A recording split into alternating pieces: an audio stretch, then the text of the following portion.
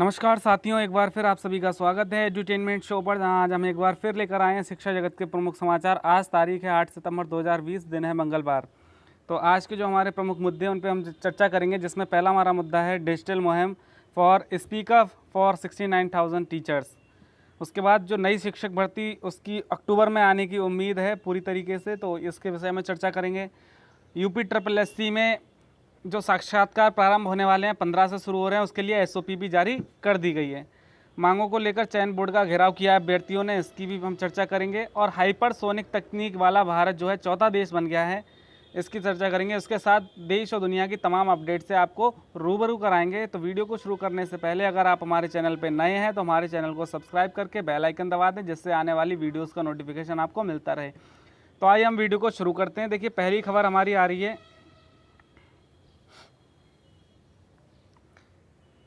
नया अच्छा, इससे पहले जो है 69,000 की चर्चा कर लेते हैं। देखिए, 69,000 में ऑर्डर आने के अभी जो 8 तारीख की भी सप्लीमेंट्री लिस्ट आ गई है और 10 तारीख की भी कॉज लिस्ट आ गई है, जिसमें अभी 69,000 का केस नहीं लगा हुआ है। तो जो इसका ऑर्डर आने की उम्मीदें थी वो धूमिल होती हुई नज़र आ रही हैं। अब नई तारीख कब घोषित होगी तो इसको केवल जज साहब जानते हैं। बाकी हम लोग ऐसी प्रार्थना कर सकते हैं ईश्वर से कि जल्द ऑर्डर आए और इस मानसिक अवसाद से हमको मुक्ति दिलाए। बाकी बच्चे जो हैं डिजिटल मुहिम में हिस्सा ले रहे हैं बढ़ चढ़कर, और लगातार तीसरे चौथे दिन जो उन्होंने स्पीक अप फॉर 69,000 टीचर्स इस को ट्विटर पर ट्रेंड कराया और अपनी बात सरकार तक पहुंचाने का प्रयास जारी रख रहे हैं। और उसी क्रम में तमाम ऐसे ऑनलाइन प्लेटफॉर्म जहां से सरकार तक बात आसानी से पहुंच सके, ऐसे प्रयास में अभ्यर्थी लगे हुए हैं और अपना बढ़ चढ़कर योगदान दे रहे हैं। अब देखिए, बात करते हैं नई शिक्षक भर्ती। तो नया विज्ञापन जो है अक्टूबर में देखने को आपको मिल सकता है। ठीक, तो शीट्स कोर्ट की सख्ती के बाद भी माध्यमिक शिक्षा सेवा चयन बोर्ड से शिक्षक भर्ती का नया विज्ञापन जारी होने का मुहूर्त तय नहीं हो पा रहा है। अब अक्टूबर में विज्ञापन जारी होने के आसार हैं। हालांकि बोर्ड की बैठक में इसी हफ्ते होनी है, इसमें कई फैसले हो सकते हैं। चयन बोर्ड कार्यालय के सामने सोमवार को प्रतियोगियों ने घंटों प्रदर्शन किया और परीक्षा और परिणाम पटरी पर लाने की मांग की। प्रतियोगी मोर्चा के बैनर तले बिक्की खान सेठ सिंह की अगुवाई में विभिन्न मांगों को लेकर आंदोलन शुरू हुआ, जिसमें कई जिलों से प्रतियोगी शामिल हुए। तो देखिए, कल जो है अभ्यर्थियों ने बोर्ड का घेराव भी किया और उसके साथ जो माननीय कोर्ट के आदेश के तहत भर्ती आनी है, तो उसके लिए भी जल्द से जल्द भर्ती निकले, इसके लिए भी अभ्यर्थी जो है लामबंद होकर उन्होंने धरना प्रदर्शन किया और अपनी मांगों को रखा। तो जिसका नतीजा ये निकल के आया कि अगले हफ्ते बोर्ड की बैठक होने वाली है और उसमें कुछ निर्णय हो सकता है नई भर्ती को लेकर, और ऐसी संभावना जताई जा रही है कि अक्टूबर में आपको इसका विज्ञापन देखने को मिल सकता है। तो सभी अभ्यर्थी जो भी इन पदों के दावेदार हैं वो अपनी तैयारियां शुरू कर दें, क्योंकि परीक्षाएं और जो सारी चीज़ें हैं बड़ा द्रुत गति से होंगी। बढ़ते हैं अगली खबर की तरफ। शिक्षा मित्रों व अनुदेशकों के प्रमाण पत्रों की जांच शुरू। देखिए, अनामिका शुक्ला प्रकरण आप सभी ने सुना होगा। अभी महीनों पहले ये बड़ा बहुचर्चित एक कांड हो गया था शिक्षा विभाग में, जिसमें एक महिला के नाम पे, अनामिका शुक्ला के नाम पर कई जिलों में जो है महिलाएं नौकरी करती हुई पाई गई थी कस्तूरबा स्कूलों में। तो उसी क्रम में शिक्षा मित्रों व अनुदेशकों के शैक्षणिक प्रमाण पत्रों की जांच शुरू कर दी गई है। यह प्रक्रिया जल्द पूरी करने के निर्देश महानिदेशक स्कूल शिक्षा की तरफ से दिए गए हैं। अनामिका प्रकरण उजागर होने के बाद शिक्षा विभाग और सतर्क हो गया है।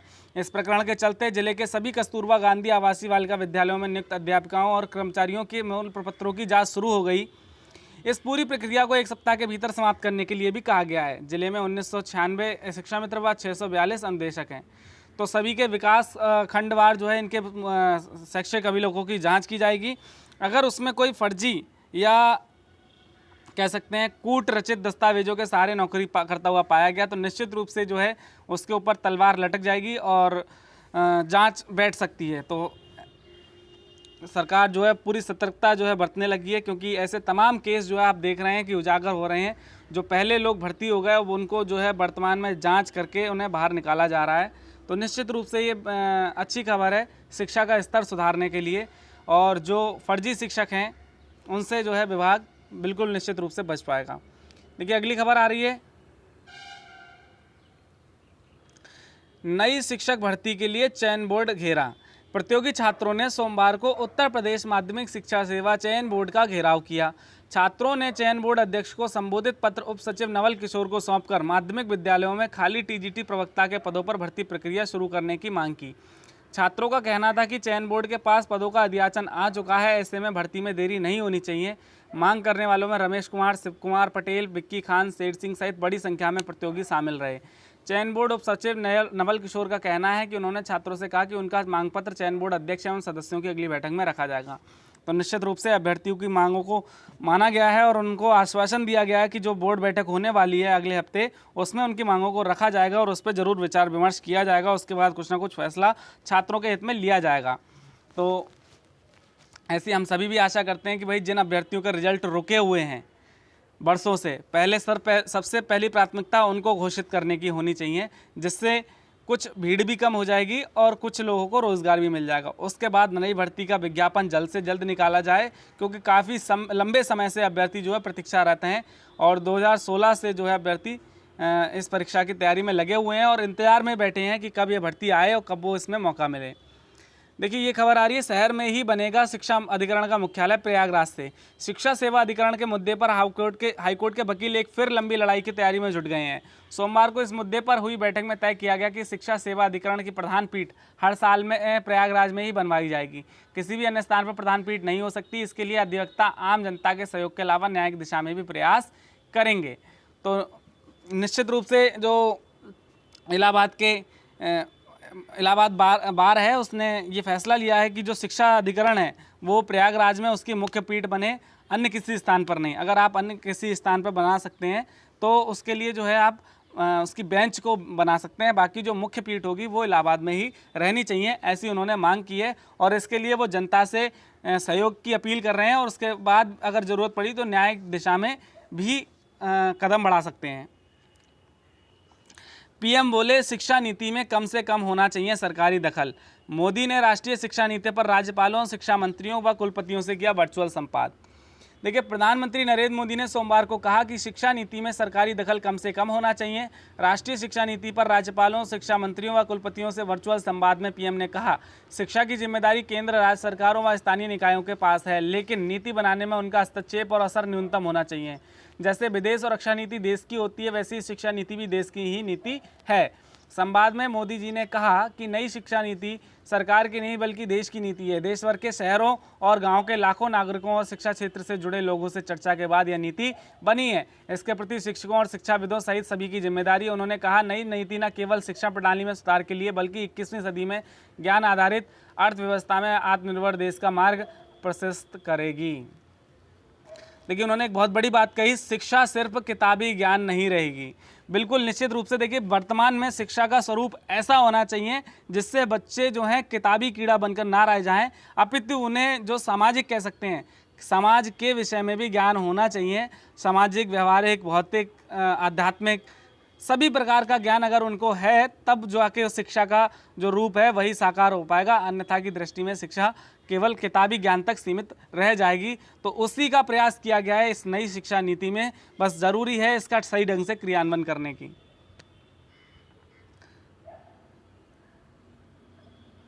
तो बिल्कुल निश्चित रूप से जो नई शिक्षा नीति है उसको कारगर करने के लिए सभी केंद्र स्तर से, राज्य स्तर से, स्थानीय स्तर से सभी लोग जुट गए हैं और जल्द ही मतलब 2021-22 तक जो है ये नई शिक्षा नीति पूरी तरीके से लागू हो जाएगी और निश्चित रूप से जो हमारी शिक्षा व्यवस्था है वो फिर से एक बार पुनः जो है पटरी पर लौट पड़ेगी और उसमें जो वांछनीय सुधार है वो भी हो सकेंगे।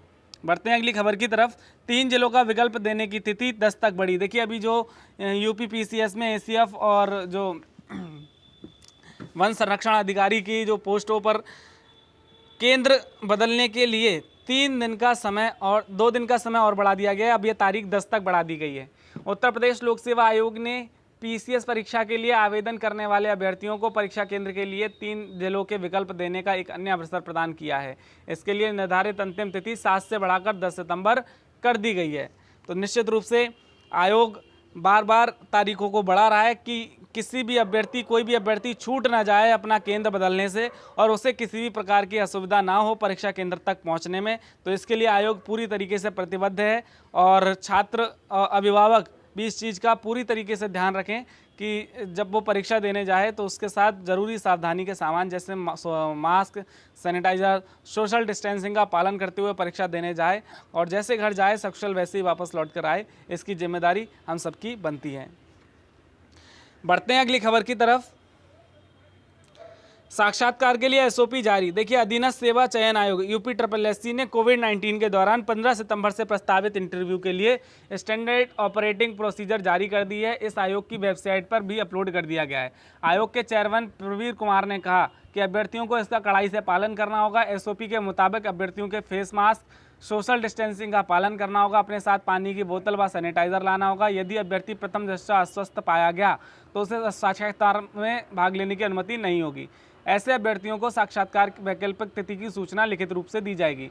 अभ्यर्थियों के मोबाइल पर आरोग्य सेतु ऐप डाउनलोड होना जरूरी है। इस ऐप के अनुसार अभ्यर्थी की रिस्क प्रोफाइल की जांच कर उसका मोबाइल जमा करा लिया जाएगा। निर्देशों के उल्लंघन अथवा अनुशासनहीनता की स्थिति में अभ्यर्थी का वेतन निरस्त किया जा सकता है। देखिए, निश्चित रूप से अब जब अभ्यर्थियों ने डिजिटल मुहिम चलाई है तो उसके बाद जो है यूपी SSSC ने भी तारीखें घोषित कर दी हैं साक्षात्कार की, और उन्होंने एसओपी जो गाइडलाइन है जारी कर दी है कि 15 सितंबर से जो इंटरव्यू शुरू होने वाले हैं उसके लिए कोविड-19 के मानकों का पूरी तरीके से पालन करना होगा। अगर कोई इन चीज़ों का पालन नहीं करता है तो ये एक अनुशासनहीनता माना जाएगा और उसका वेतन निरस्त किया जा सकता है। वहीं अगर किसी अभ्यर्थी का स्वस्थ नहीं है, अस्वस्थ है, तो उसके लिए वैकल्पिक तिथि देने पर भी विचार किया गया है कि उसे बाद में इंटरव्यू के लिए बुलाया जा सकता है। अगली खबर देखिए, सिपाही भर्ती मेडिकल के लिए 40,000 रुपये वसूले, दीवान गिरफ्तार। कर्नलगंज थाने में 2 के खिलाफ लिखा गया भ्रष्टाचार अधिनियम का केस।